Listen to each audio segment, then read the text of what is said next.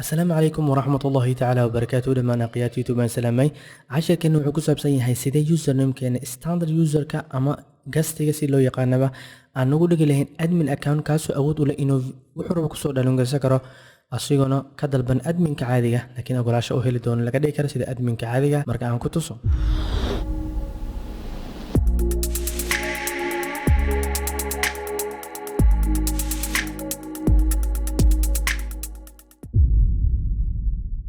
marka sida admin ugu dhigtid waxaad leedahay start menu ayaa right click ku leedahay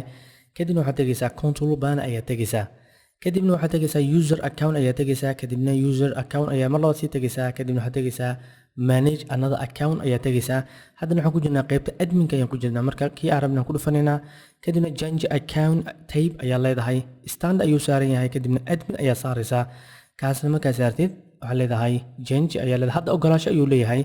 marka okay galna accountkiisa wuxuu rabo ayuu samayn karaa marka waa ujeeda labadaba stand ay yihiin waa intaasoo kaliya in aad ogolaasho u heshid labadaba ee markastaba wuxuu rabo ku shubi karo wuxuu rabo ka tiri karo insha Allah bina kalim ka faa'iideyso wanaagsan wixii yar walaalkaan aqoon ayuu leeyahay adina aqoon u leedahay ka faa'iideyso wanaagsan salaamu calaykum wa rahmatullahi ta'ala wa barakaatuh jazakumullahu khairan